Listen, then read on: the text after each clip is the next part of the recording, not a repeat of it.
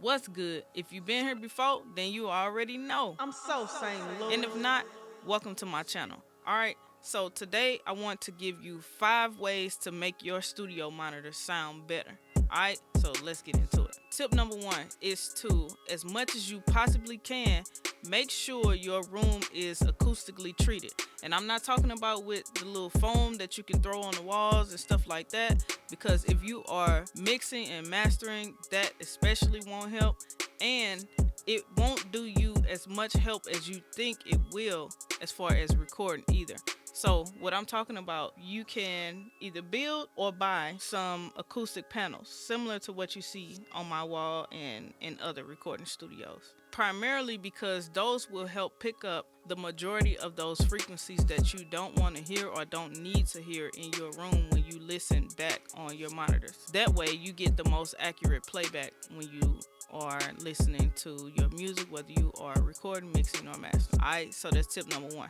Okay, so tip number 2 is, if you don't have it in your budget to invest in a lot of good acoustic treatment, sometimes adjusting those EQ settings on the back of your monitors may help if you're not in the most ideal environment as far as playing back your monitors. Tip number 3 is to make sure you choose monitors that have a great flat frequency response, because if you don't, you'll either be listening to an over exaggerated sound or a sound that's just not giving you enough of either the highs, mids, or lows, and your music, quite frankly, it'll sound like trash when you play it back because you haven't started at the source with great monitors to listen to your music on, whether you are mixing or mastering or doing post-production or whatever you're doing as far as studio work.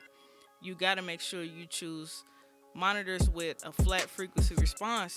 And if you need like a better low end, just grab a sub or something like that when you can, or grab some monitors that are for the most part flat and they have a nice presence in the low end area. Tip number 4 is to make sure you decouple your monitors from the desk, because the sound that you may be feeling like or hearing that sounds bad could just be from your monitors rattling on the desk. So make sure you get something like these isolation pads that Auralex makes and several other companies to get those monitors off of your desk directly. You can also grab some nice monitor stands. I would highly recommend that as the ultimate solution to decoupling your monitors, so that all of that low end bass frequency response, you're not getting that as you play back songs or beats through your monitors. And last but not least,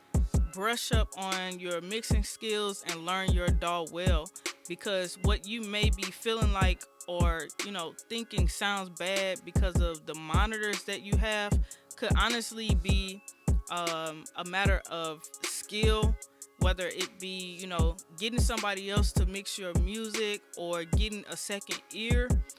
But make sure you continue to learn about the processes of mixing and mastering. That way you know what to listen for.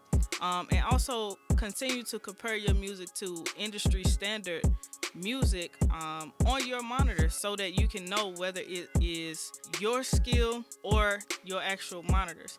Because if it is the monitors and you have the necessary skills to mix and master your music well, then you have a choice to make.